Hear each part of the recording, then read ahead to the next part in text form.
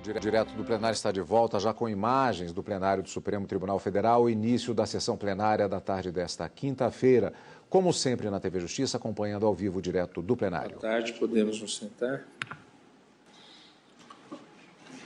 Declaro aberta esta sessão extraordinária do Supremo Tribunal Federal e passo a palavra à senhora secretária que fará a leitura da ata da sessão anterior. Ata da 7ª sessão ordinária do plenário do Supremo Tribunal Federal, realizada em 27 de março de 2019. Presidência do senhor ministro Dias Toffoli, presentes à sessão os senhores ministros Marco Aurélio, Gilmar Mendes, Ricardo Lewandowski, Carmen Lúcia, Luiz Fux, Rosa Weber, Roberto Barroso, Edson Fachin e Alexandre de Moraes. Ausente, justificadamente, o senhor ministro Celso de Mello. Procuradora-Geral da República, doutora Raquel Elias Ferreira Dodge. Abriu-se a sessão às 14 horas, sendo lida e aprovada a ata da sessão anterior. Pergunto se há alguma observação a ser feita. Não havendo, declaro a ata aprovada. Informo a vossas excelências que estão presentes neste plenário graduandos das seguintes instituições de ensino: Universidade Estácio de Macaé, Rio de Janeiro, e Faculdade Lions de Goiânia, Goiás. Como ficou decidido na sessão de ontem, daremos continuidade a 3 ações diretas de inconstitucionalidade que, no dia de ontem, houve a leitura do relatório e as sustentações orais. Apregou para a continuidade de julgamento a ação direta de inconstitucionalidade 4.449 de Alagoas, sendo relator o ministro Marco Aurélio. A medida cautelar em ação direta de inconstitucionalidade 5.262 de Roraima, relatora a ministra Carmen Lúcia, e a ação direta de inconstitucionalidade 5.215 de Goiás, esta de relatoria do ministro Roberto Barroso. Eu passo a palavra à ministra Carmen Lúcia para a leitura do voto. Obrigada, presidente, senhores ministros. Inicio cumprimentando os senhores advogados que assumaram a tribuna na sessão de ontem, trazendo a debate os argumentos de que se valeram para defender as diferentes teses abordadas nas ações diretas de inconstitucionalidade. Tendo passado para a tarde de hoje, presidente, eu retomo apenas a lembrança do que é objeto específico da ação direta de inconstitucionalidade 5262 de minha relatoria, mas que também é tema das ações diretas relatadas pelos ministros Roberto Barroso e Marco Aurélio, que diz respeito basicamente à interpretação e aplicação do artigo 132 da Constituição, no que se refere à unicidade de representação judicial e consultoria das entidades federadas, no que se refere basicamente às entidades autárquicas e fundacionais.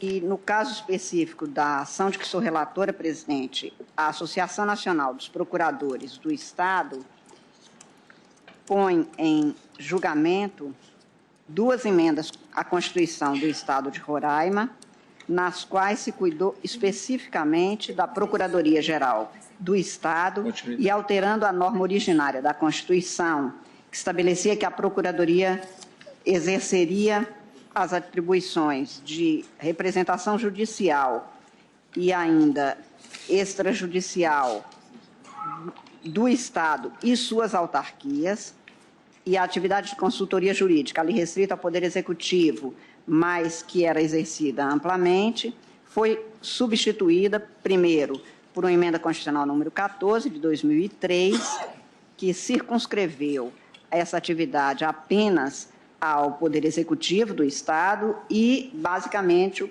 que veio a ser o objeto específico, o artigo 101, alterado pela emenda constitucional 42 de 2014, que definiu que a Procuradoria-Geral do Estado é a instituição que representa o Estado, bem como os secretários de Estado, em razão de suas atividades judicial e extrajudicialmente, cabendo-lhe nos termos de lei complementar, que dispuser sobre sua organização e funcionamento, atividades de consultoria e assessoria jurídica do Poder Executivo, exclusivamente.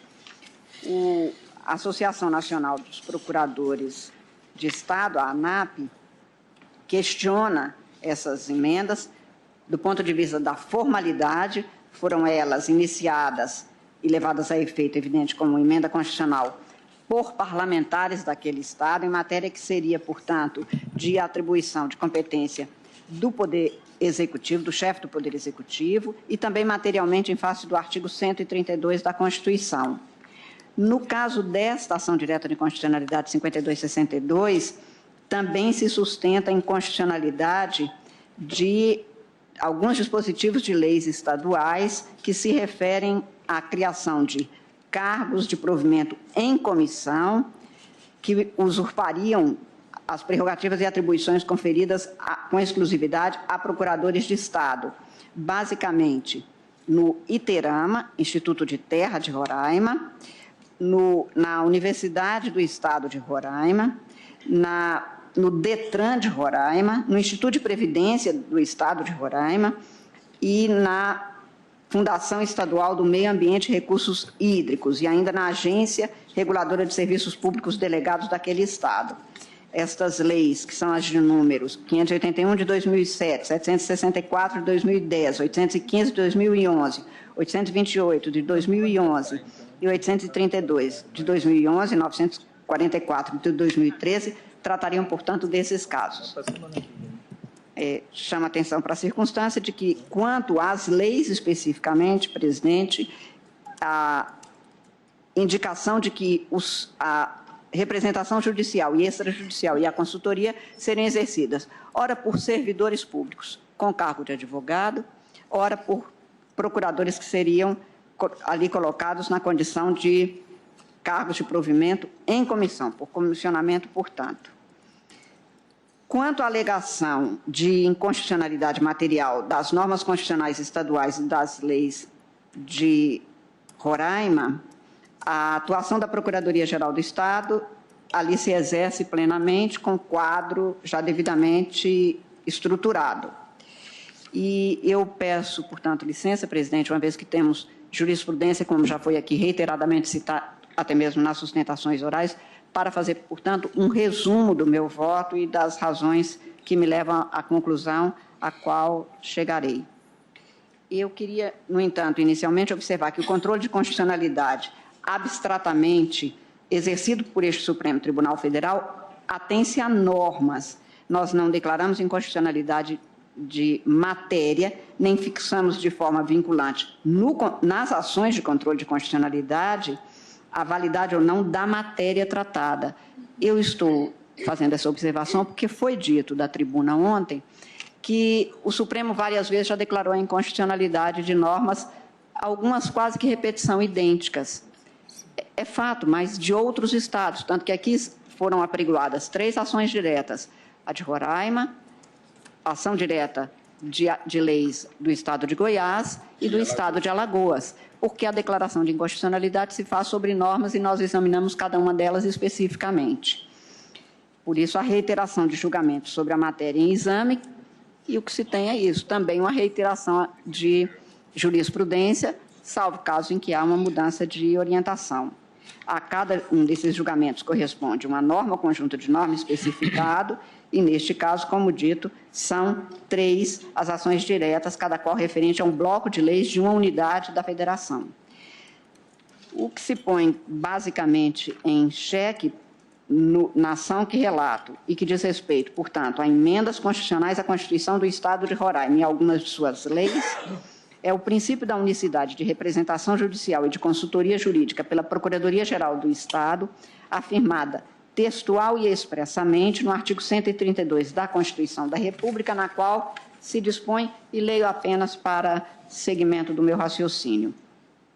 Os procuradores dos Estados e do Distrito Federal, organizados em carreira, na qual o ingresso dependerá de concurso público de provas e títulos, com a participação da Ordem dos Advogados em todas as suas fases, exercerão a representação judicial e a consultoria jurídica das respectivas unidades federadas. Em seu parágrafo único, aos procuradores referidos neste artigo é assegurada estabilidade após 3 anos de efetivo exercício mediante avaliação de desempenho perante os órgãos próprios após relatórios circunstanciados das corregedorias, e estou fechando aspas. O princípio da unicidade de representação judicial e da consultoria da unidade está estabelecido, portanto, naquela norma constitucional, e nem se há de dizer que, neste caso, como foi ensaiado ontem, que a situação seria de se referir apenas à administração direta. E houve advogado que dissesse exatamente que unidade federada diz respeito à administração direta. De toda sorte, não há que se dizer aqui que é a jurisprudência neste sentido, na compreensão posta em inúmeros julgados que foram feitos. Eu, antes de seguir com o resumo que faço do voto, presidente, afirmei que a Associação Nacional dos Procuradores está legitimada para esta ação, em razão da sua representação e da pertinência temática, e no caso específico de que sou relatora, quanto à inconstitucionalidade formal alegada quanto aos artigos 101 e 101A da Constituição do Estado de Roraima, expressa a petição e a comprovação feita, no sentido de que foram iniciadas por comportamento dos parlamentares, razão pela qual eu, quanto a esses dois dispositivos, me encaminho no sentido de declarar a inconstitucionalidade dos dispositivos das normas da Constituição Estadual emendadas pelas emendas número 42 de 2014 e por arrastamento também a número 14, que é de 2003. Também chama a atenção para a circunstância de que foi alegada a inconstitucionalidade material, e aí sim, quanto à aplicação do artigo 132 da Constituição. Aliás, apenas para fazer uma leitura do item das informações da Assembleia Legislativa de Roraima, que assenta que o projeto do qual resultaram as normas questionadas, aspas, tiveram sua autoria oriunda da reunião de vários deputados e, para sua devida tramitação legislativa, foram apresentadas como proposta de emenda constitucional número 7 de 2014. Estou citando em meu voto jurisprudência no sentido exatamente da inconstitucionalidade declarada quanto a esta matéria. No que se refere à inconstitucionalidade material desses dispositivos e também das leis que cuidam de fixar a possibilidade de servidores ocuparem cargos de advogados nas autarquias e fundações que eu inicialmente mencionei, estou afirmando, presidente, de que o artigo 132 vem sendo interpretado neste Supremo Tribunal Federal como tendo estabelecido a unicidade de representação judicial e de consultoria jurídica para a administração direta centralizada e a direta descentralizada, que abrange exatamente as autarquias e as fundações, como se tem no caso específico das normas aqui cuidadas. E, neste sentido, o fundamento válido que deve prevalecer é o que foi afirmado pela jurisprudência deste Supremo Tribunal Federal. Em primeiro lugar, porque unidade, para se referir à unidade federada, não pode ser considerada parte da unidade, como também se afirmou em alguns memoriais, e da tribuna, em que unidade federada poderia ser interpretada como parte. Não, então não é unidade. Simples assim. Se é só uma parte da administração direta, centralizada, eu não teria referência à própria entidade. A unidade federada é o Estado que se movimenta administrativamente de forma direta ou indireta.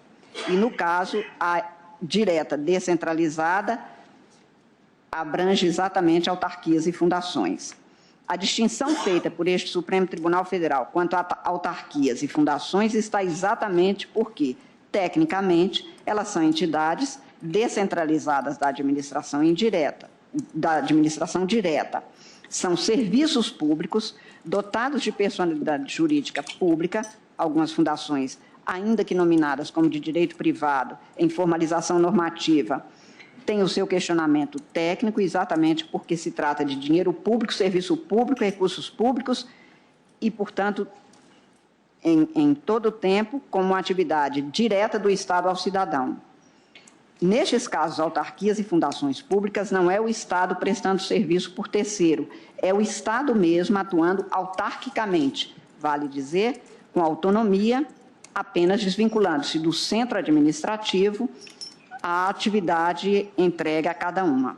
Diferente, portanto, das entidades da administração indireta empresarial, sociedade de economia mista e empresas públicas. De novo, chama atenção, porque em memoriais e ontem na tribuna foi dito que não haveria qualquer diferença. Há toda a diferença, pela própria natureza dessas entidades e do serviço por elas prestados.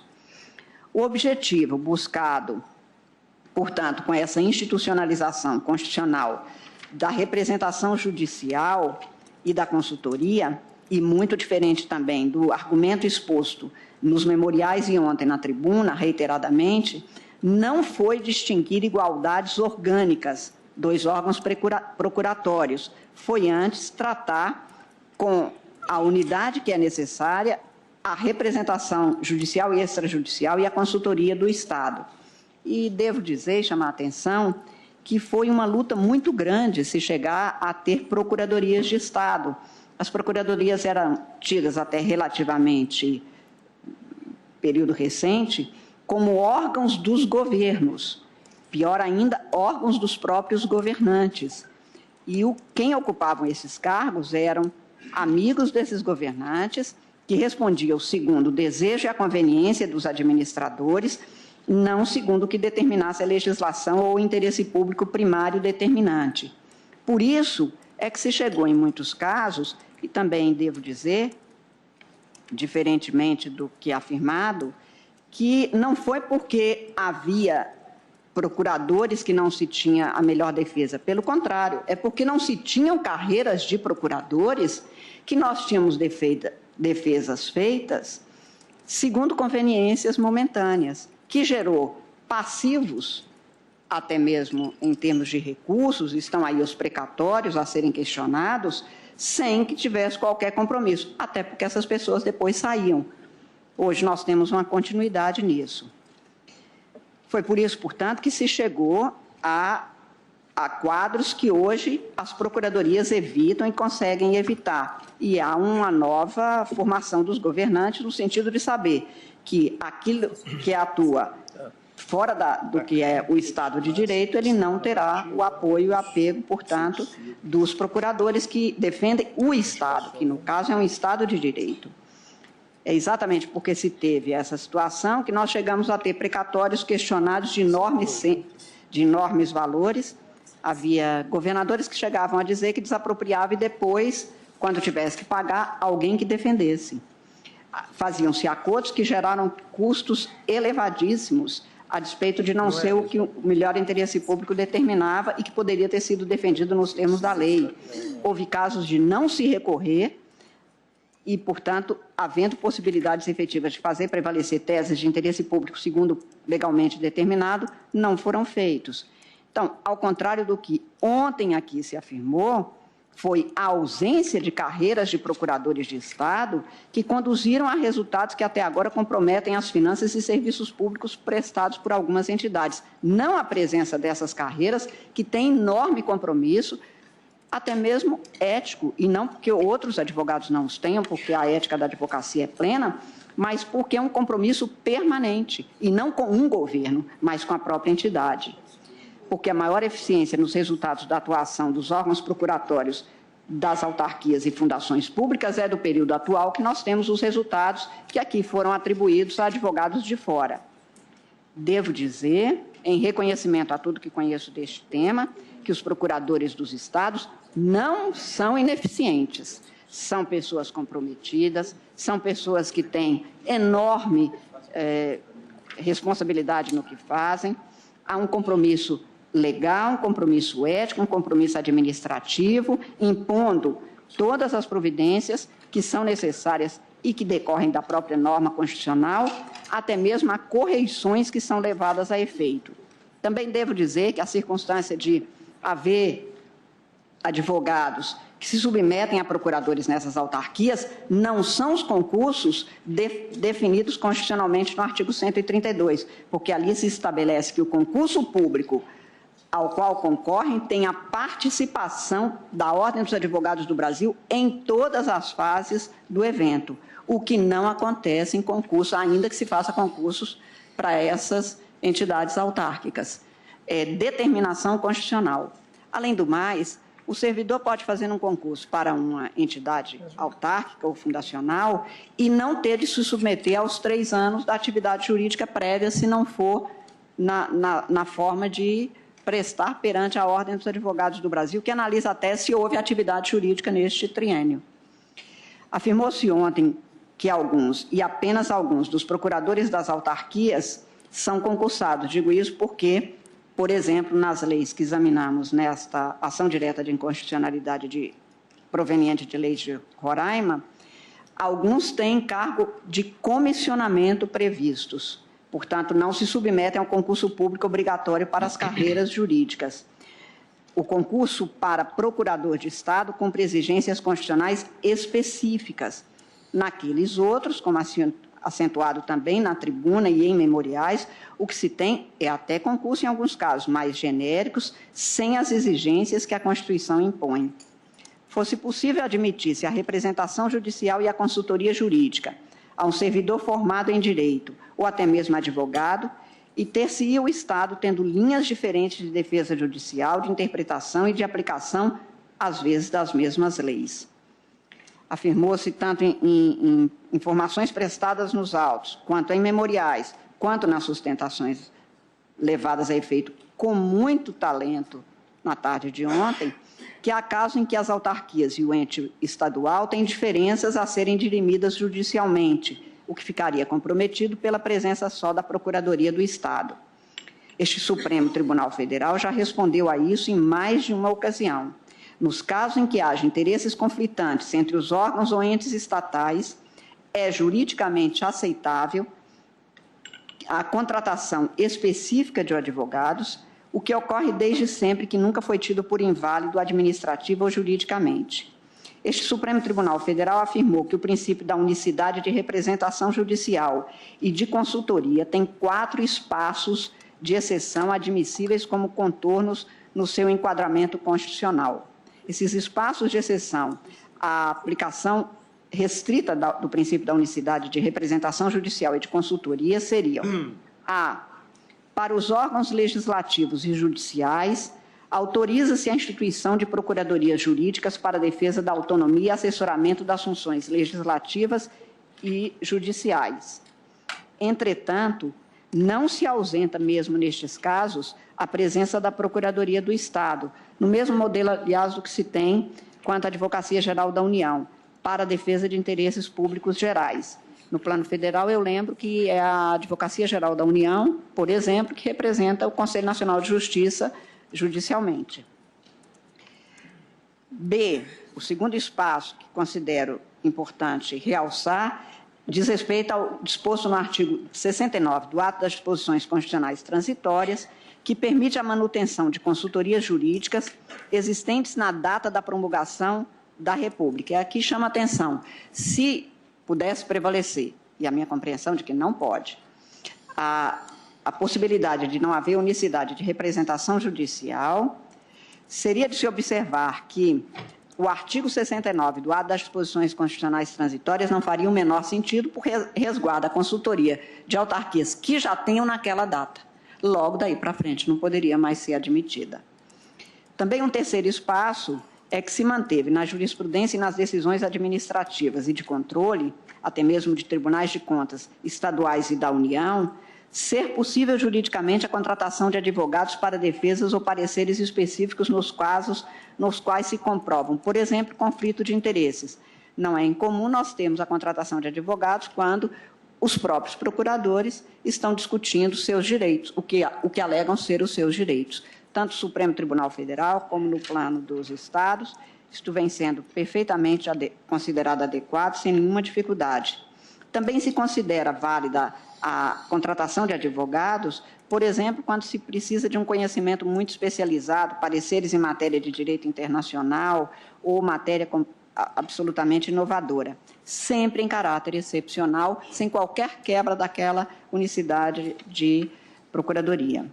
E, finalmente, e aí é que, no meu caso, tendo uma das leis cuidado do cargo de procurador da Universidade do Estado de Roraima, considero que há de se interpretar a Constituição no sistema de normas como a composição normativa na qual os princípios ditam a interpretação, pelo que o princípio posto no artigo 207 da Constituição brasileira, autonomia universitária e integração das entidades no Sistema Nacional de Educação, como determinante de as tornarem excluídas do mero interesse, exclusivo interesse estadual, pelo que eu tenho que compor o princípio da unicidade da advocacia estadual com o princípio da autonomia universitária, e ontem foi dito aqui como é que se poderia garantir a autonomia universitária, garantindo uma procuradoria na universidade e não para outras entidades.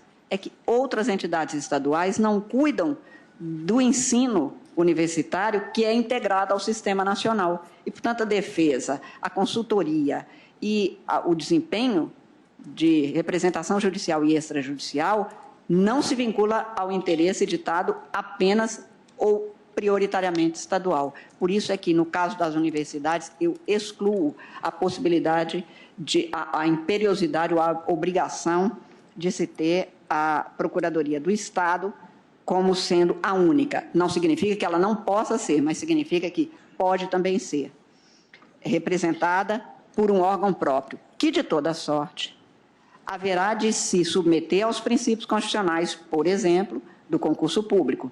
Digo isso, senhor presidente, porque numa das leis, e eu não li o dispositivo de cada uma delas, mas todas tratam de procuradoria dos órgãos e das entidades que listei, se tem até mesmo o cargo de provimento comissionado e, no anexo da lei, se faz referência não a uma vinculação de remuneração, mas se fixa que a remuneração do procurador será 35% do subsídio do presidente da entidade, que aí não é nem vinculação, é algo superior, que eu não sei do que se trata, porque é uma subjugação total. Enfim, para dizer que o cumprimento do concurso público para as procuradorias do Estado determinam e explicam a unicidade de representação judicial e dessas entidades. No caso dos autos, de que sou relatora, ação direta de inconstitucionalidade 5262, a emenda constitucional número 42 de 2014 alterou o artigo 101 da Constituição Estadual por iniciativa parlamentar, o que a torna maculada pelo vício de inconstitucionalidade formal na esteira de consolidada jurisprudência deste Supremo Tribunal Federal, que estou listando, e são muitas as decisões tomadas exatamente neste sentido, da impossibilidade de se alterar emenda constitucional em matéria de servidores específica para os cargos de poder executivo ou das entidades a ele vinculadas, por iniciativa de parlamentares. Num dos memoriais apresentados, presidente, há uma tese de que, por emenda constitucional, se poderia. O Supremo também já enfrentou isso inúmeras vezes, e há uma possibilidade até de fraude se o Supremo não tivesse consolidado esse entendimento. Como o parlamentar não poderia ter a iniciativa de projeto de lei sobre uma determinada categoria de servidor, ele proporia a emenda constitucional à Constituição estadual, porque aí ele se livraria. Então, por isso é que o Supremo firmou este entendimento. Vossa Excelência, me permite? Por favor. O primeiro caso enfrentado pelo plenário, presidente, envolveu o Tribunal de Justiça da Bahia.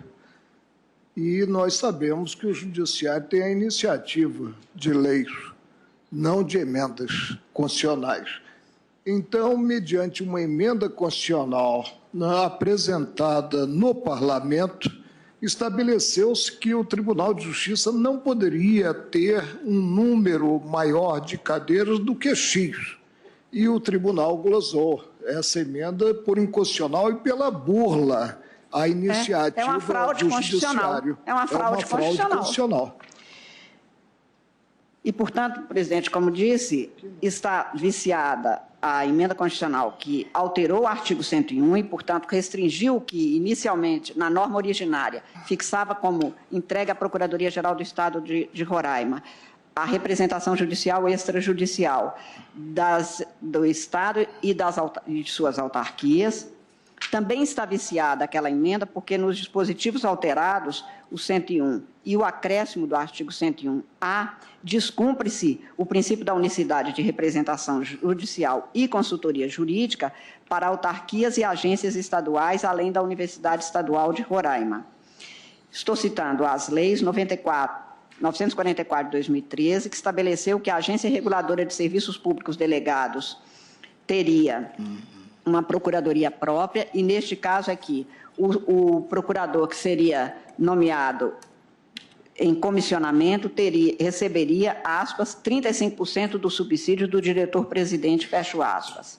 Fixou-se ainda para o DETRAN, estou citando os dispositivos, inciso 1 do artigo 39, parágrafos 1º a 13, e dos incisos 1 e 2 do artigo 40, e pelo anexo 9 da Lei 828 de 2011, da Fundação do Meio Ambiente e Recursos Hídricos e do Instituto de Amparo à Ciência, Tecnologia e Inovação de Roraima, também para o Instituto de Terra de Roraima, também pela Lei 815 de 2011, para a Fundação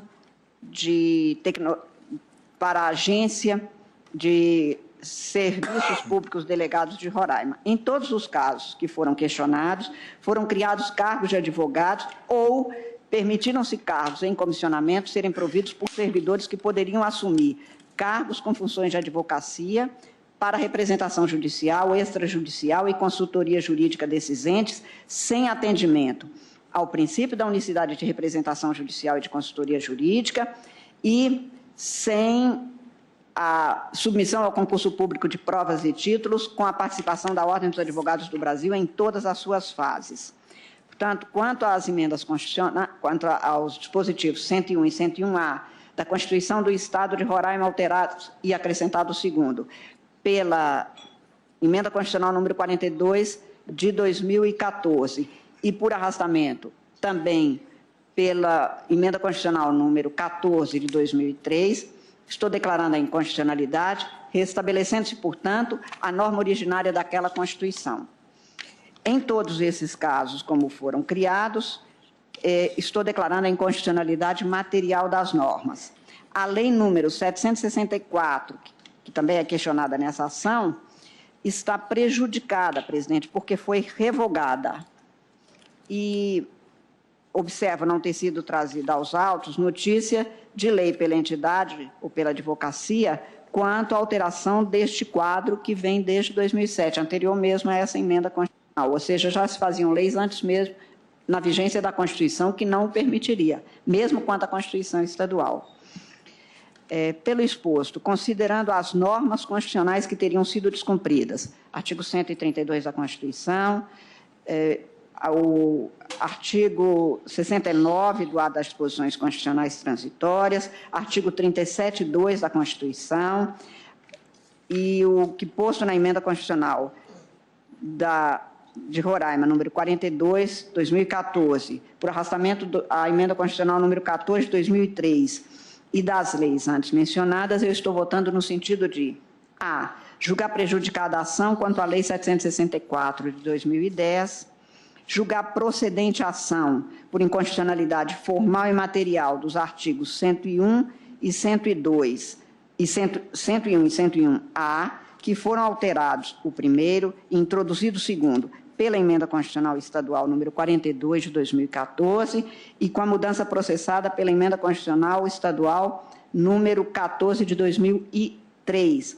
estabelecendo-se, portanto, a norma originária da Constituição estadual, que, no entanto, ao final, restringe a consultoria jurídica ao Poder Executivo. Portanto, eu estou declarando a inconstitucionalidade só da expressão Poder Executivo, mantendo-se a norma. Julgo procedente a ação quanto aos dispositivos questionados das leis 944 de 2013, da Lei 828 de 2011, da Lei 815 de 2011 e, portanto, neste caso, estando a ação devidamente instruída, embora Vossa Excelência tenha feito o pregão da medida cautelar, ouvidos todos os órgãos, Procuradoria, eu estou convertendo, portanto, o julgamento que seria de cautelar em julgamento de mérito, e este é o meu voto, senhor presidente. Agradeço à ministra Carmen Lúcia. Como vota na ação direta de inconstitucionalidade 5.215, o ministro Roberto Barroso, relator. Presidente, eu vou ser bastante breve. aqui, no meu caso, é uma ação direta de inconstitucionalidade, igualmente proposta pela Associação Nacional dos Procuradores dos Estados e do Distrito Federal, em face de dispositivos de emenda constitucional à Constituição do Estado de Goiás. Basicamente, a emenda, o que ela faz é atribuir à representação judicial, consultoria e assessoramento jurídico de autarquias e fundações a procuradores autárquicos e, num outro dispositivo, transforma cargos, cria equiparações e assegura paridade. A solução do problema envolve a resposta a 3 questões, presidente. Se houve violação ao processo legislativo, porque se trata de criação de cargos e remuneração de servidores. Se, em segundo lugar, se houve criação de uma nova carreira que interfere com a atribuição exclusiva das procuradorias dos estados. Em terceiro lugar, se houve transposição de cargos com equiparação indevida de remuneração em afronta a dispositivos do artigo 37. Passo imediatamente, presidente, a resposta das 3 questões, porque não há necessidade de nos alongarmos aqui. Eu digo, em primeiro lugar, que entendo que houve, sim, violação à iniciativa do governador e, portanto, existe inconstitucionalidade formal. Esse tribunal tem entendido que, nas matérias em que a legislação ordinária não prescinde de iniciativa do governador, não se pode prover a respeito delas por meio de emenda, porque é uma fraude ao sistema de divisão de atribuições da Constituição. Portanto, pronuncio, em primeiro lugar, a inconstitucionalidade formal. Aliás, deixei de elogiar, presidente, os advogados que estiveram com grande brilho na tribuna, doutor César Brito, doutor Daniel Sarmento, doutor Marcelo Terto e doutor Marcelo Magalhães. Em segundo lugar, presidente, eu entendo que é afirmativa a resposta de que há violação ao artigo 132 da Constituição Federal, que cuida das atribuições dos procuradores do Estado. Isso porque o modelo constitucional federal, o modelo estabelecido na Constituição Federal para as procuradorias dos estados é diferente do modelo que se admite para a representação judicial da União.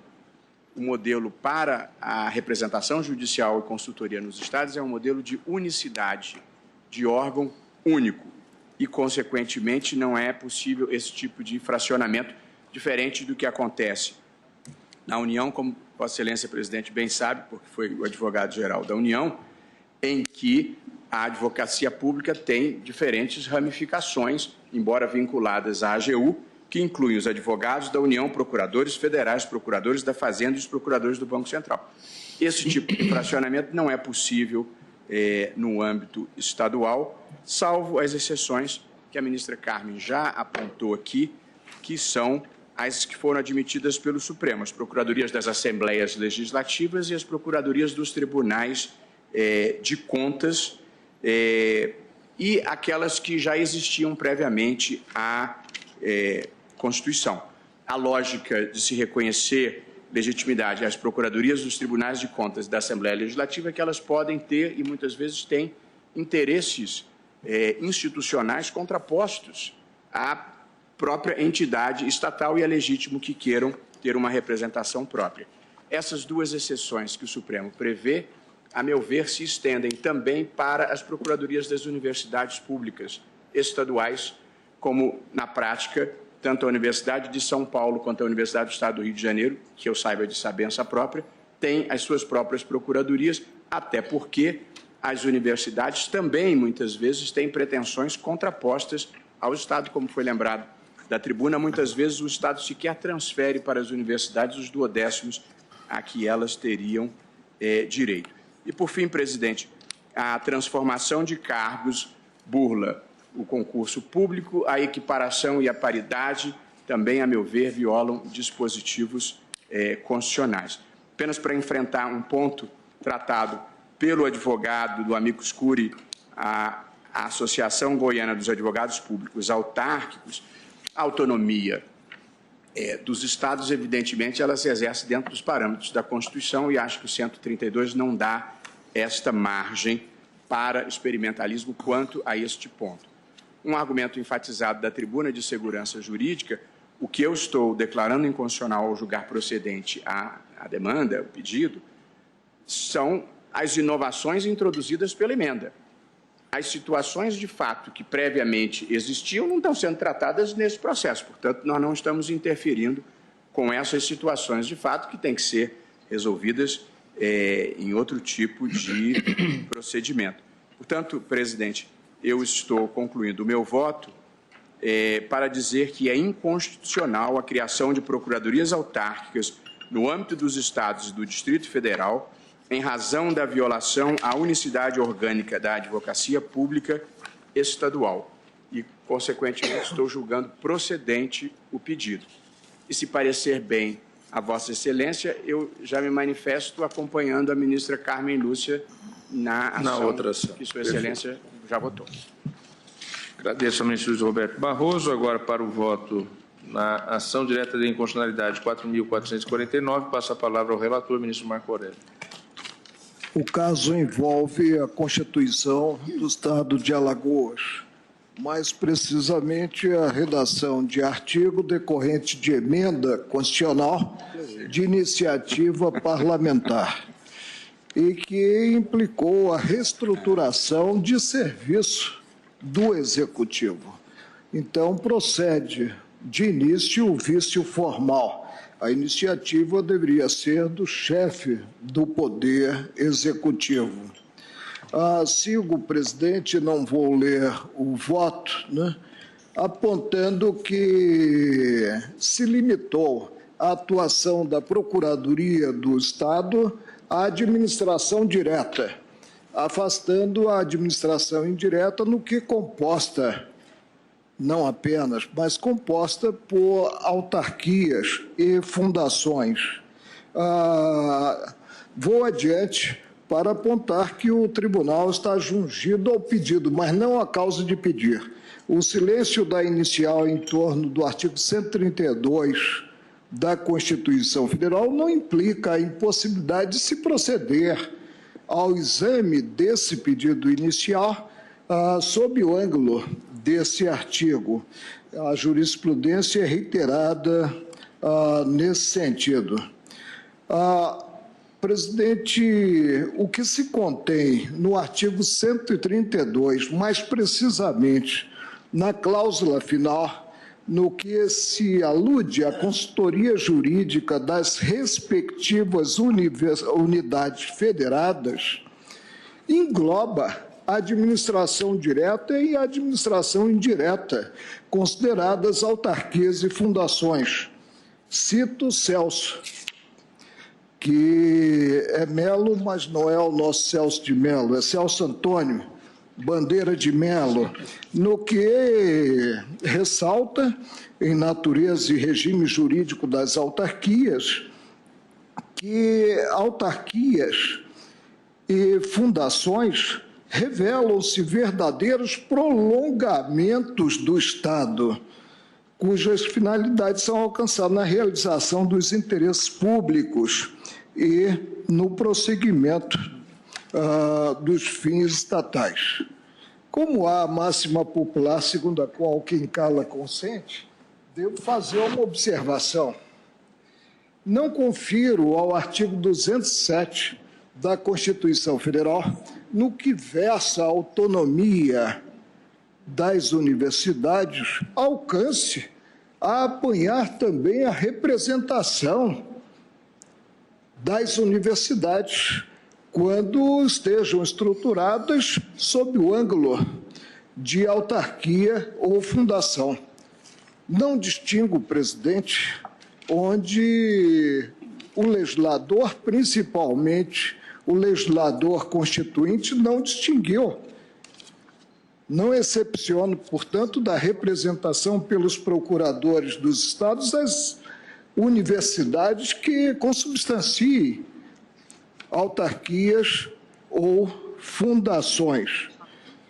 Interpreto sistematicamente os artigos 207 e 132 da Constituição Federal, mas fica como ponto de vista sobre a matéria, porque não há controvérsia constitucional, por enquanto, sobre o tema. Só para não passar despercebido e depois se alegar que somei meu voto à corrente daqueles que restringem a representação das procuradorias. E não posso dizer que não haja independência dos integrantes da Procuradoria do Estado quando conflitantes, por acaso, os interesses do Estado e da universidade. Não raciocino, presidente, com o excepcional. Raciocino com o ordinário e sempre presumo, em relação principalmente aos homens públicos, uma postura digna, uma postura que corresponda àquela que se aguarda do homem médio, do homem integrado à sociedade. Prossigo, presidente, para, então, dizer que andou mal o constituinte de emenda do Estado de Alagoas ao reestruturar e ao criar como carreiras autônomas as procuradorias das autarquias e fundações. Vou adiante, verso a problemática de uma equiparação indireta ocorrida aqui dos procuradores autárquicos fundacionais aos procuradores do Estado, muito embora, mediante uma sutileza, um jogo de palavras, ao versar-se, não de forma direta, a equiparação, a vinculação, mas versar-se a tomada como teto constitucional do mesmo valor, do valor que serve aos procuradores do Estado e dos valores que servem aos procuradores autárquicos e fundacionais. Chego ao artigo 69 do ato das disposições transitórias, que congelou a situação existente à época quanto à representação das autarquias e das fundações, não ensejando o alcance desse preceito a conclusão sobre a possibilidade, inclusive, de virem a ser preenchidos cargos que se vaguem nas duas procuradorias, autárquica e fundacional, após a Constituição de 1988. Tem-se aqui carreiras em extinção, quadros em extinção. Por último, presidente, chego à inconstitucionalidade, como já passei a conclusão do voto à mesa, a inconstitucionalidade por arrastamento, né, do artigo 152, parágrafo 1º, no que não foi impugnado, mas versa a mesma matéria, quando se limita a representação da Procuradoria do Estado à administração direta. É como voto acompanhando, portanto, nos processos respectivos, aos relatores das ADINs anteriores, ministros Carmen Lúcia e Luiz Roberto Barroso. Julgo procedente. Uma única observação é que eu não distingo.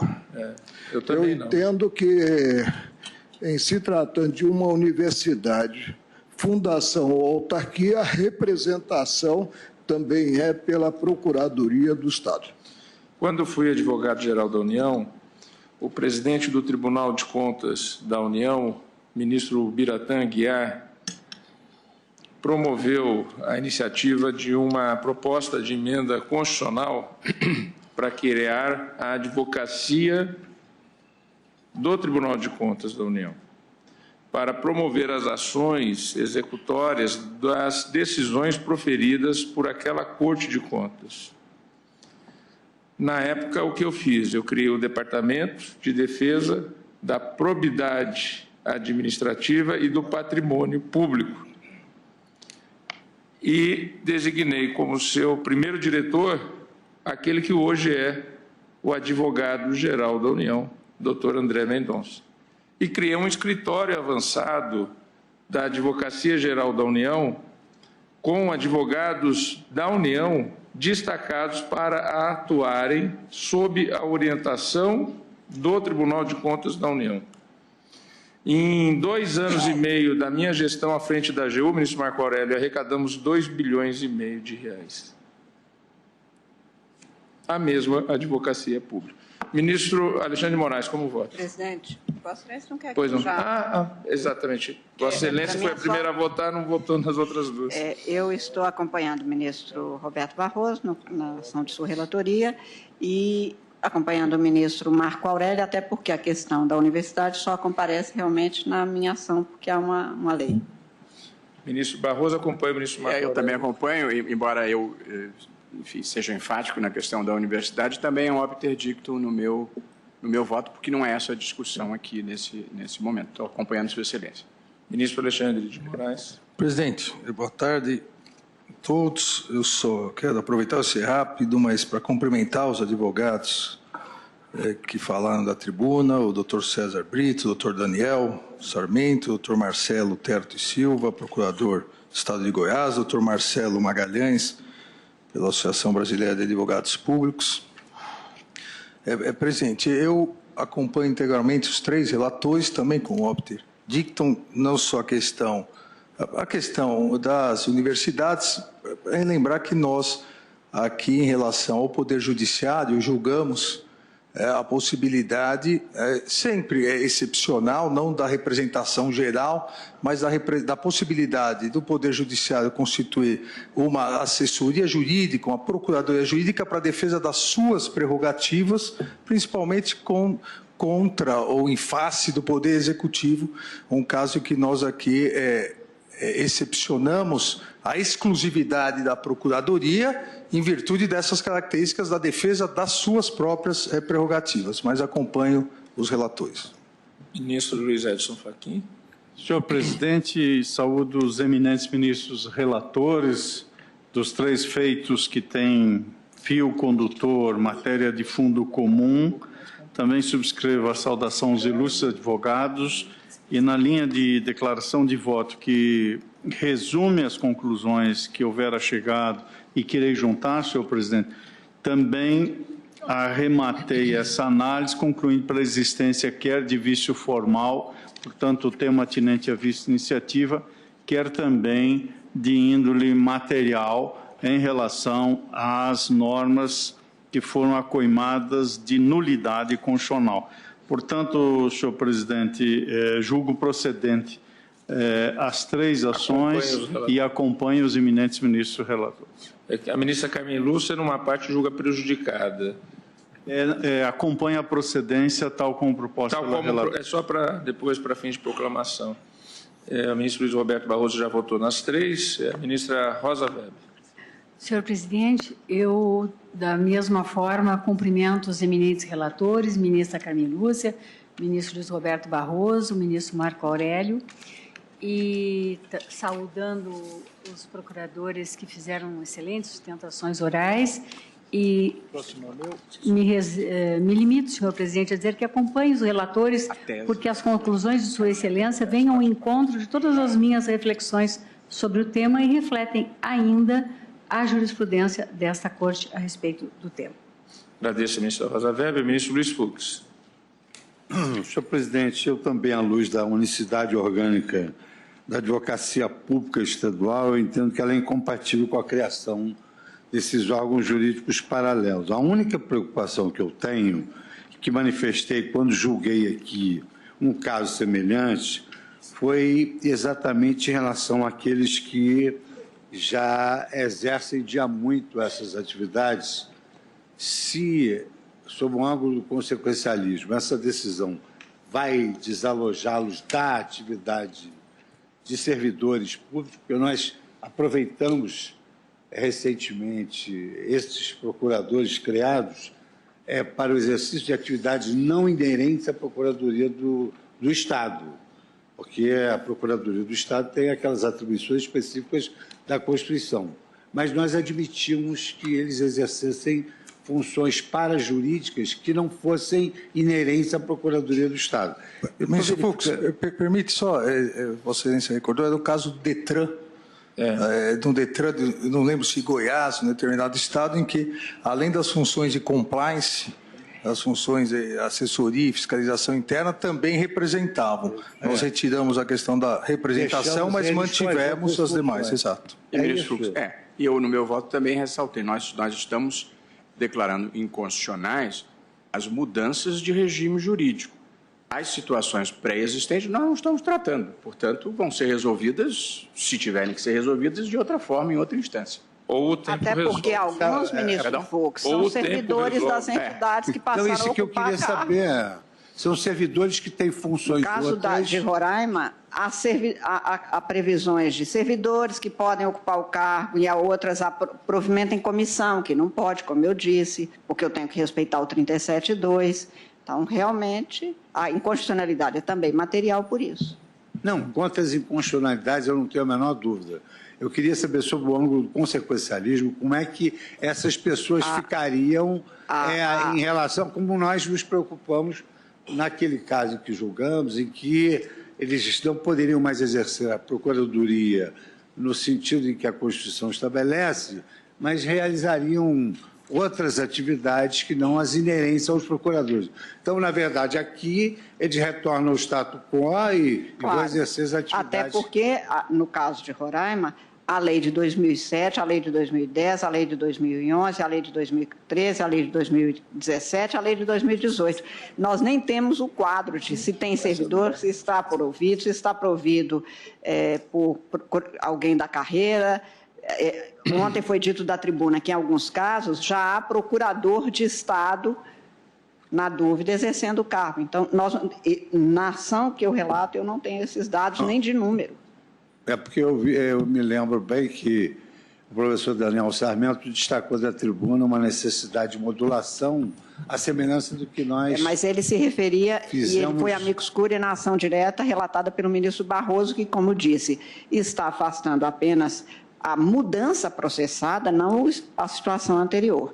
No caso de Roraima, nem é a situação, porque aí são situações completamente diferentes. Eu já havia acompanhado, senhor presidente, e agora reafirmo meu voto no sentido de acompanhar os relatores. Os três relatores. Como voto o ministro Ricardo Lewandowski. Senhor presidente, convencido do valor e do peso dos argumentos dos relatores, eu os acompanho integralmente, sobretudo com o esclarecimento agora feito de que esta decisão não alcança situações anteriores. Isso é importante ressaltar, porque essas questões, essas situações já consolidadas não são atingidas por essa decisão que agora tomamos. Com os relatores, portanto, integralmente. Ricardo Lewandowski, ministro Gilmar Mendes. Acompanho. Eu também acompanho os relatores, então eu proclamo que a unanimidade na ação direta de inconstitucionalidade 4.449, procedente de Alagoas, sob relatoria do ministro Marco Aurélio, a unanimidade foi julgado procedente o pedido para assentar a inconstitucionalidade dos parágrafos 2º e 3º do artigo 152 da Constituição do Estado de Alagoas, na redação conferida pela emenda de número 37, de 30 de maio de 2010, e por arrastamento do inciso 2 e do parágrafo 1º do referido preceito. Na ação direta de inconstitucionalidade 5.215, de relatoria do ministro Luiz Roberto Barroso, também a unanimidade foi julgado procedente o pedido para declarar a inconstitucionalidade formal e material do artigo 92A da Constituição do Estado de Goiás e dos artigos 1º e 3º da Emenda Constitucional número 50 de 2014, tendo em vista que tais dispositivos ofendem diretamente os artigos 37, 2 e 13, 39, parágrafo 1º, 61, parágrafo 1º, 2 e 132 da Constituição Federal. E na ação direta de inconstitucionalidade da relatoria da ministra Carmen Lúcia, de número 5.262,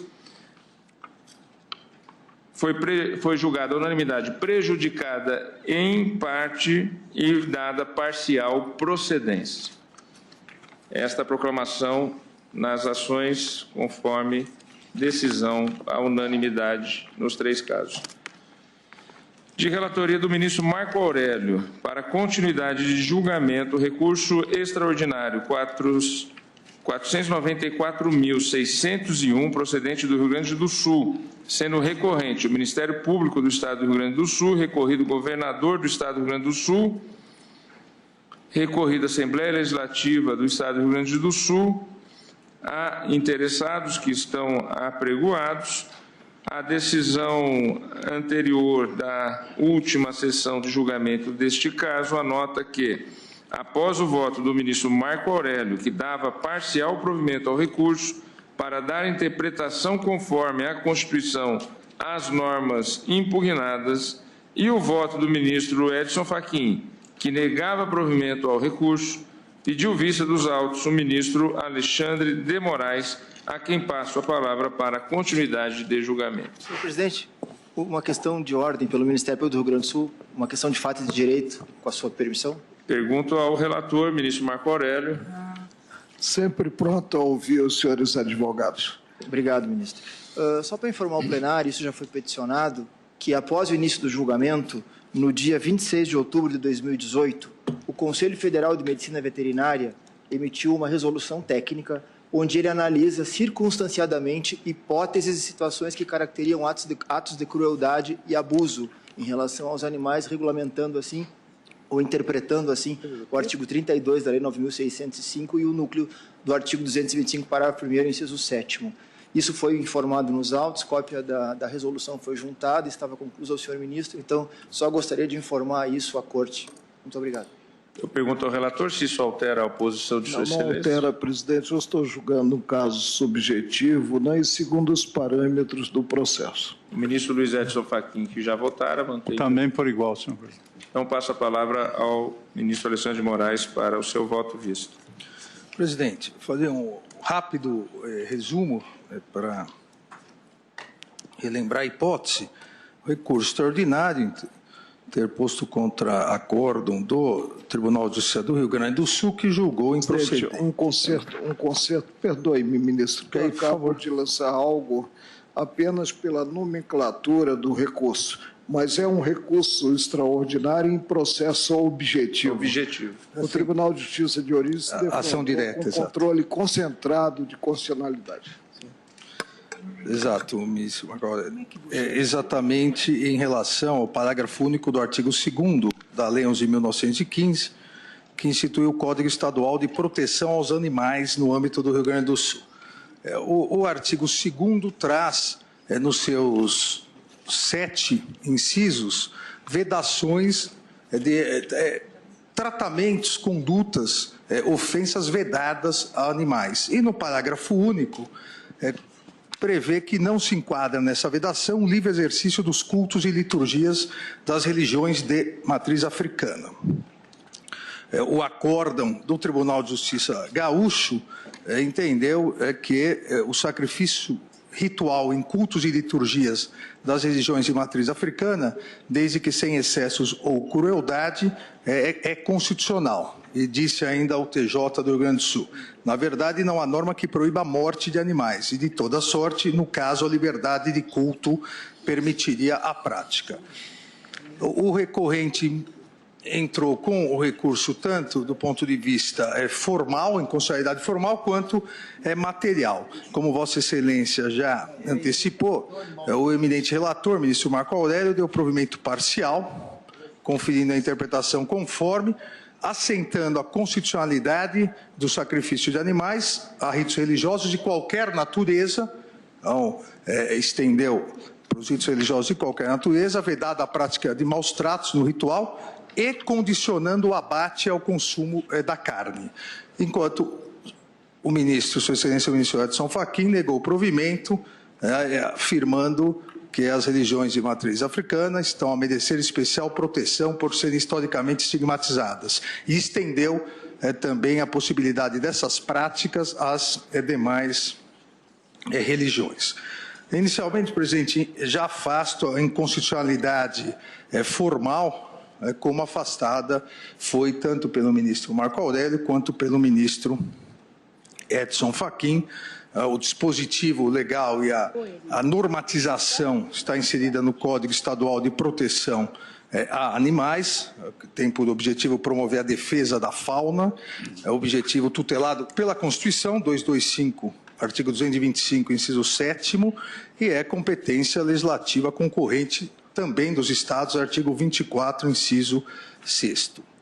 Em relação à inconstitucionalidade material, senhor presidente, eu vou juntar depois um voto detalhado escrito, mas vou tentar resumir aqui as questões em relação à a inconstitucionalidade material.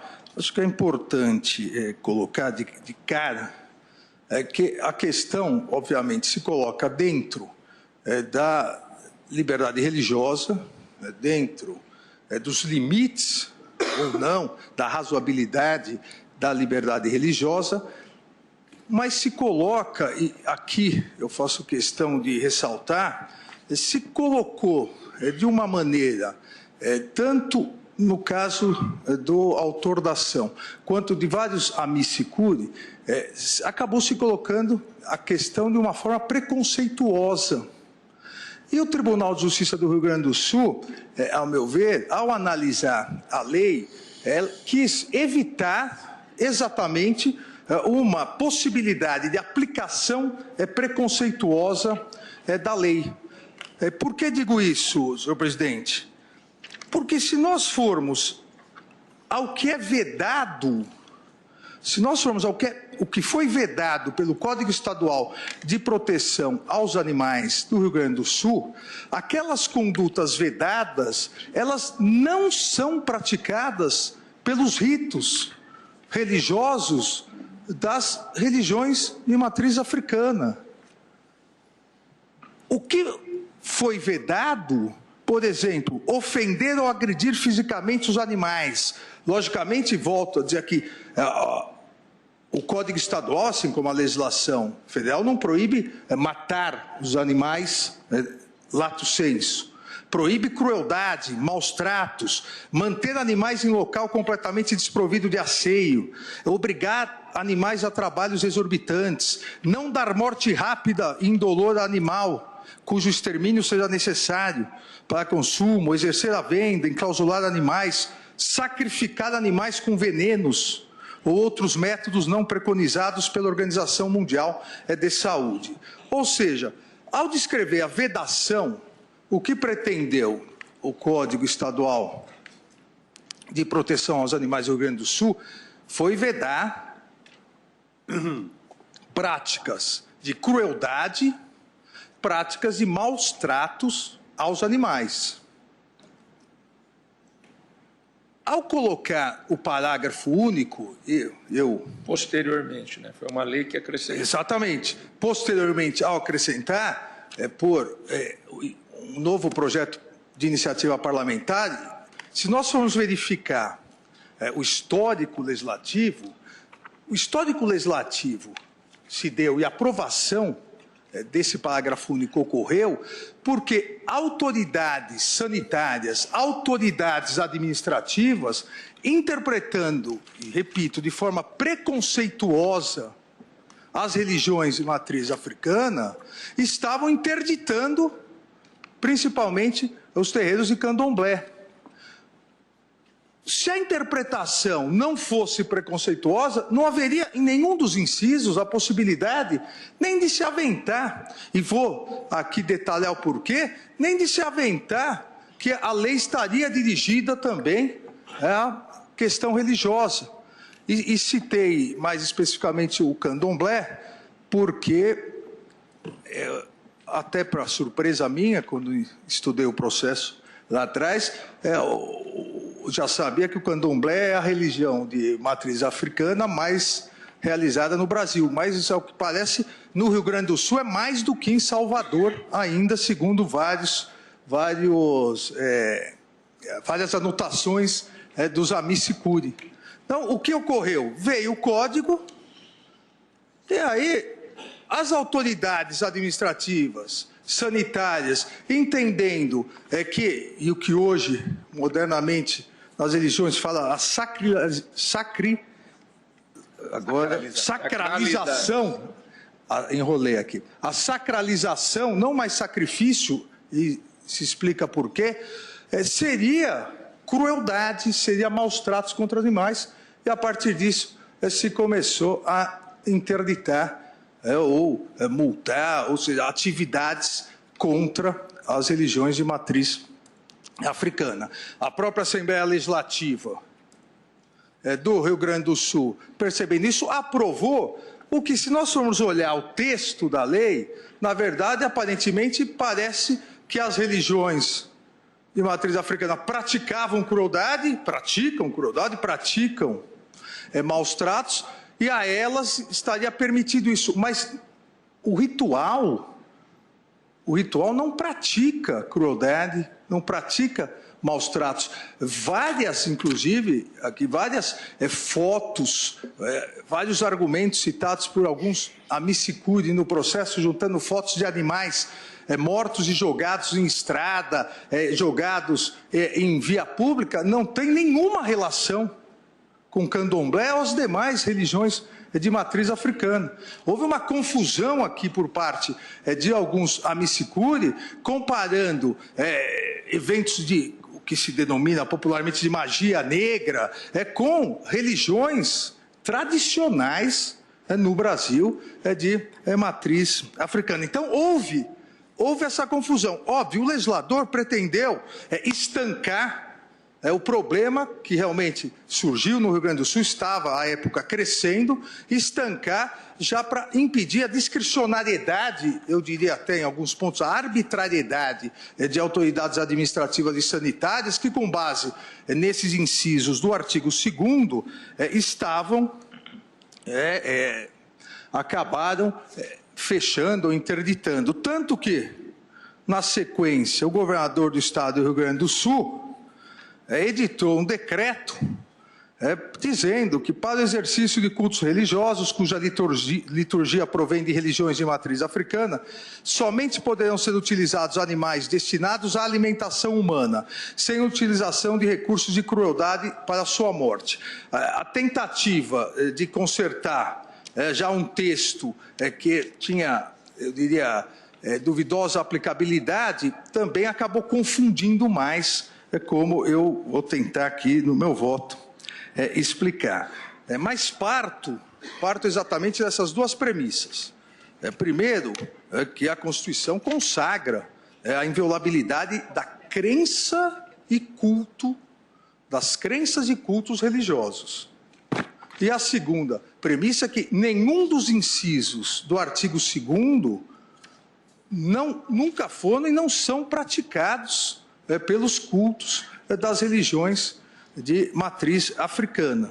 O que a lei quis dizer foi, olha, com o parágrafo único, olha, as religiões exercem aqui liberdade de culto e não praticam isso. É que a redação ficou falha, parecendo que estaria a permitir qualquer atitude.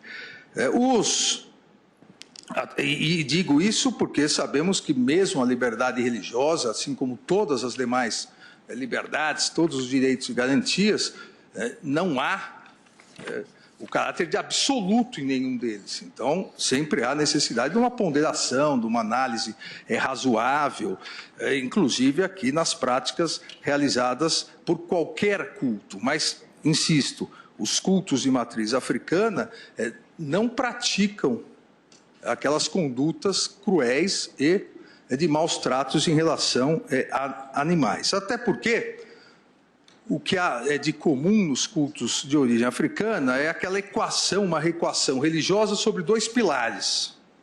A sacralização do alimento e a questão da possessão.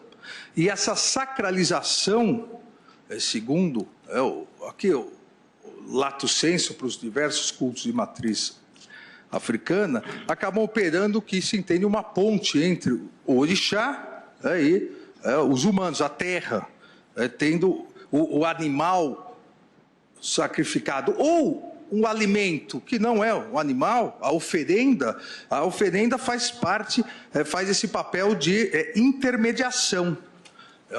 A sacralização representa um contato simbólico entre o homem e o divino, entre o crente, no sentido da palavra da crença religiosa, e os orixás.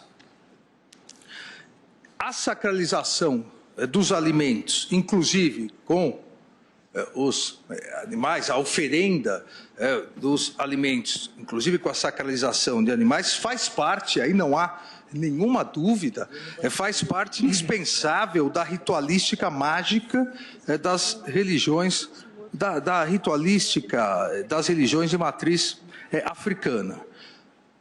De cara, impedir a sacralização seria manifestar claramente a interferência na liberdade religiosa. Nós tivemos aqui a oportunidade de discutir a questão do ensino religioso, e à época tive a oportunidade de citar várias religiões, fazer a comparação. Cada religião tem os seus dogmas, e esses dogmas, se forem retirados, simplesmente desnaturam a religião.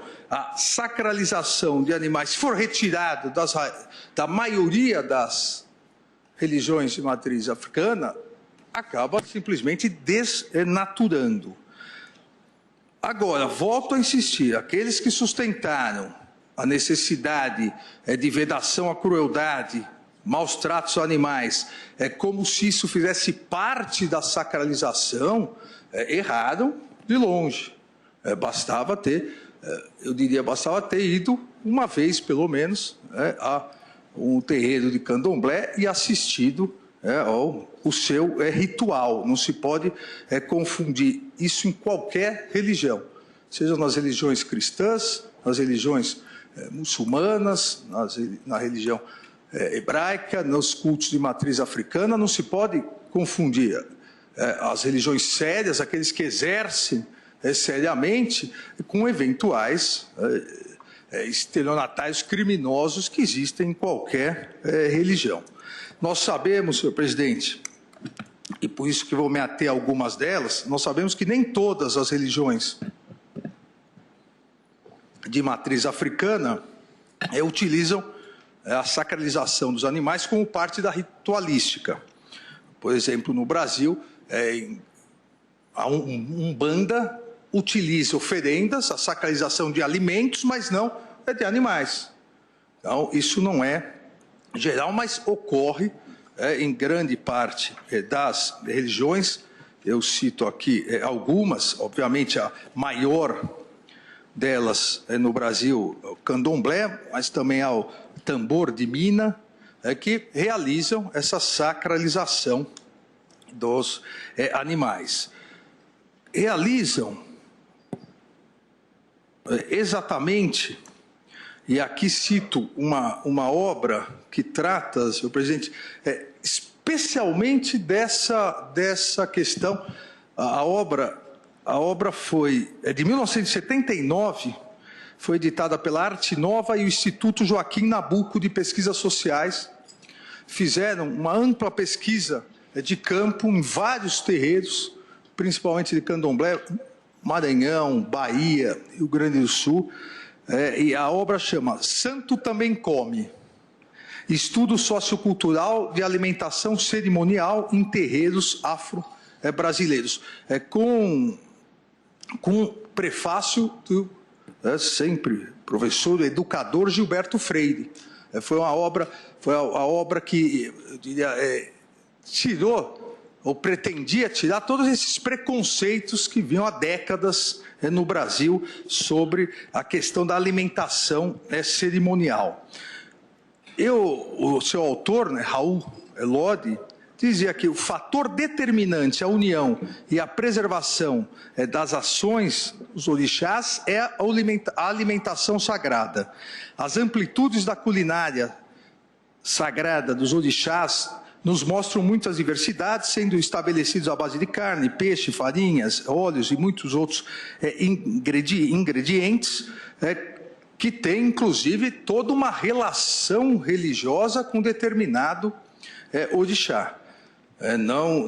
Há toda, como em toda religião, todo um embasamento teológico para essa alimentação, essa sacralização. Cito aqui como exemplo o orixá da justiça, que é Xangô, onde são destinados galo, carneiro, bode, Iemanjá, a mãe de todos os orixás e rainha das águas, carneiro, pato, galinha, e Exu, que é o orixá da ordem e disciplina, galos e bode preto, ou seja, há toda dentro né, da religião de matriz africana, toda uma análise, né, a partir, eu diria, mais do que centenária, são séculos isso, de religião, para que haja essa sacralização. E não há, senhor presidente, ao meu ver, nenhuma dúvida que a chamada alimentação nos terreiros, como se denomina, constitui parte essencial e imprescindível do culto religioso, não só do candomblé, mas das demais religiões de matriz africana.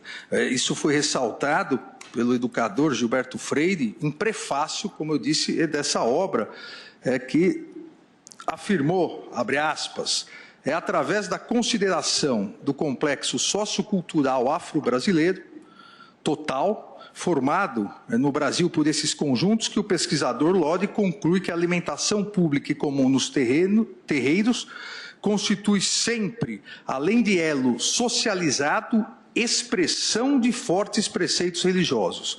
Por conseguinte, pode-se considerar a cozinha um espaço de culto tão significativo como o tejo. E continua mais adiante ressaltando, e entendo isso também importante, porque em outro trabalho da Universidade Federal Rural de Pernambuco, coordenado pelo professor Valdemir Cordeiro de Jesus Coelho de Araújo, ambos os trabalhos concluíram pela sacralidade da alimentação nos terreiros. Ou seja, é um fator essencial, básico das religiões de matriz africana. E a todo, presidente, e acho que é importante nesse momento, o que pudermos auxiliar para retirar esse preconceito existente de alguns, há todo um ritual e procedimento que deve ser seguido na sacralização dos animais. Um ritual com extremo rigor de limpeza, extremo respeito, não é qualquer pessoa que pode fazer, evitando a dor no animal, aqui em regra, salvo se for criado na casa, até porque vem da tradição africana que veio para o Brasil, que as pessoas utilizavam aquilo que já estava no seu quintal, a galinha, o cordeiro, um bode. Se não for criado em casa, o animal deve chegar, em regra, no mínimo 24 horas antes para se acalmar. É realizada a higiene do animal, primeiro com banho d'água, depois água com ervas, depois há todo o incenso, o incensamento, são incensados os animais sem qualquer ato de maltrato, sem nenhuma crueldade, sem nenhuma agressão física aos animais. A morte é feita por degola, ou seja, a morte rápida, sem nenhuma dor. Exatamente como se faz para comer os animais, ou seja, não há nada de crueldade, porque exatamente isso, o animal representa, principalmente para o candomblé, o clímax desse culto religioso, a realização desse contato, a intermediação desse contato entre o adepto da crença e a divindade, por meio do alimento. E o mais importante desse alimento, desse contato, é considerado o próprio sangue, que é considerado a fonte da vida, para os orixás, que, fazendo também uma pesquisa, vários terreiros e a tradição no Brasil, que se entende que os orixás, sendo inclusive misericordiosos, permitem que as carnes das oferendas que são preparadas, e não é o que apareceu nos autos, aquelas fotos terríveis, as carnes são preparadas, são verdadeiros pratos, preparados com azeite de dendê, mel, com especiarias, depois essas carnes são distribuídas, na maior parte das vezes, para os adeptos e nas grandes festas, inclusive para todos os participantes e para a comunidade. Ou seja, se faz o sacrifício, o sangue, há todo esse simbolismo, essa ligação da divindade com o adepto, e se aproveita, mas às vezes quase integralmente, o próprio animal fazendo o alimento. E aqui também, nessa obra de Raul Lodge, se coloca o aproveitamento, na maior parte das vezes, quase integral dos animais. Os couros são utilizados para tabaques. As carnes e miúdos são preparados de acordo com os preceitos das cerimônias. E continua ele, pois o ritual é predominantemente simbólico, desempenhando suas funções no nível de interpretação do cultuante em consonância com suas tradições e seus costumes. Presidente, são rituais religiosos antigos, tradicionais, respeitosos, que eu volto a dizer aqui, não podem ser confundidos com rituais de magia negra, com rituais que não seguem toda a tradição das religiões de matriz africana. Ou seja, não há crueldade, não há maus tratos. Obviamente haverá a morte do animal, que não sofreu violência desnecessária, não sofreu maus tratos, não sofreu crueldade, e no mais das vezes, eu diria, quase sempre, principalmente no candomblé, a carne será aproveitada, haverá a feitura realmente de um alimento para ser distribuído. Há rituais específicos onde a carne não é posteriormente aproveitada, a oferenda não é posteriormente aproveitada pelos crentes. Exatamente por isso, e aqui já destaco esse ponto que entendo importante,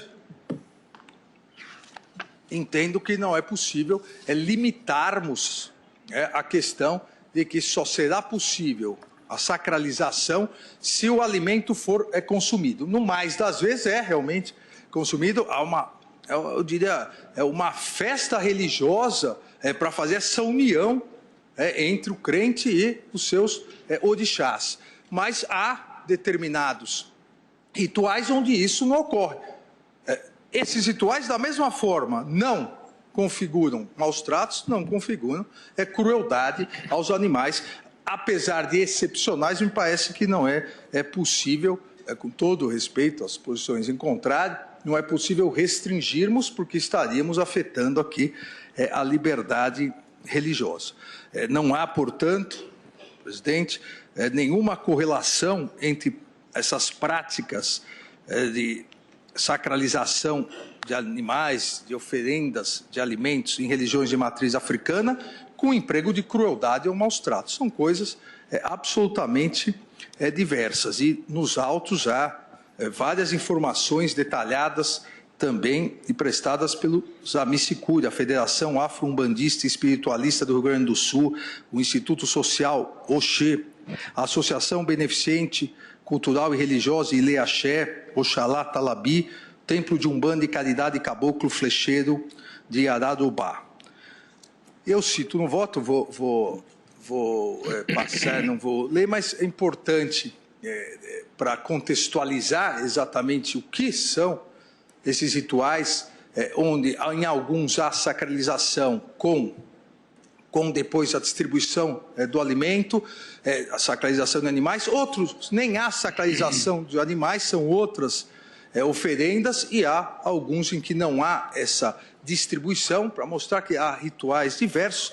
Cito aqui no voto alguns rituais, os mais, eu diria pelo menos por mim, nos estudos os mais conhecidos, o Caruru dos Ibejis, que é uma festa muito semelhante à festa daqueles que são católicos, a festa de São Cosme e Damião, para crianças, e depois distribuída comida para as crianças, Pilão de Oxaguian, e o Ebô de Oxalá, que tem todo um ritual respeitoso todo um ritual respeitoso e que deve ser respeitado, inclusive com ritos que se aproximam dentro desse sincretismo religioso brasileiro, se aproximam também muito do cristianismo em várias passagens. Por exemplo, nesse período que estamos, que a quaresma pelo candomblé é denominado o ciclo do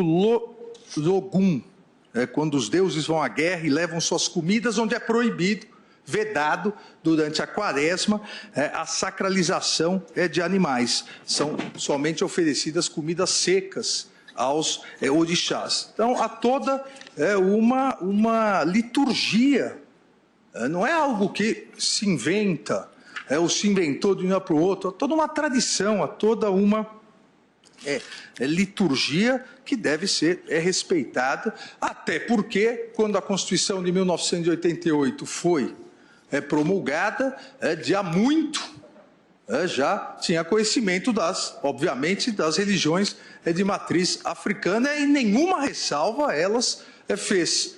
Então, obviamente, a previsão, a proteção, a inviolabilidade dessas religiões está garantida constitucionalmente. Para encerrar, senhor presidente, aqui também há outras religiões que também utilizam vamos dizer, algo semelhante à sacralização. A comida foi citado aqui tanto pelo ministro Marco Aurélio quanto pelo ministro Edson Fachin, a comida kosher dos judeus, e a forma de sacrifício do animal é exatamente idêntica às religiões de matriz africana. A degola porque acaba rapidamente com o sofrimento. Ou seja, já se verifica isso historicamente, a necessidade de do animal não sofrer, até porque se é algo religioso, algo espiritual, ninguém vai querer consumir ou oferecer para orixás ou para as próprias pessoas algo que está sofrendo. Ninguém vai querer aquela energia negativa para si ou para os seus orixás. A religião islâmica também tem algo muito semelhante. E o direito comparado, senhor presidente, tem inúmeros julgados, seja o Tribunal Constitucional Federal Alemão, a Suprema Corte, para termos de direito, recentemente, agora em 93, Tribunal Constitucional austríaco, há julgamentos da Corte Constitucional da Colômbia, todos da Polônia, antes de sofrer a intervenção do governo, que trocou 4 juízes da Suprema Corte, o Conselho Constitucional da França, em relação principalmente aqui à religião judaica e outras religiões. Obviamente, esses julgados não se referem às religiões de matriz africana, que lá tem uma presença muito pequena, mas os mesmos argumentos, exatamente os mesmos argumentos.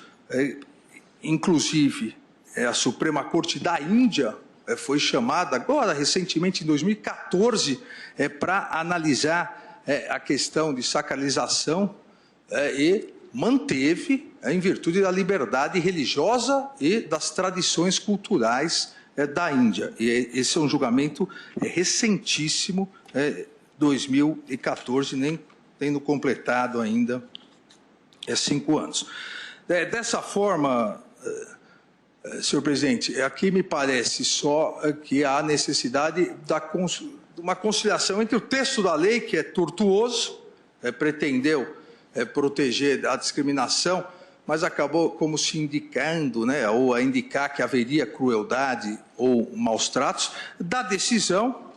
A decisão já pretendeu realmente resolver a decisão, eu repito, diz: não é inconstitucional a Lei 12.131, que introduziu o parágrafo único, artigo 2º da Lei 11.915, explicitando que não infringe o Código Estadual de Proteção aos Animais o sacrifício ritual em cultos e liturgias das religiões de matriz africana, desde que sem excessos ou crueldades. Na verdade, diz a decisão, não há norma que proíba a morte de animais e, obviamente, o que se veda pelo Código de proteção é a crueldade, são os maus-tratos.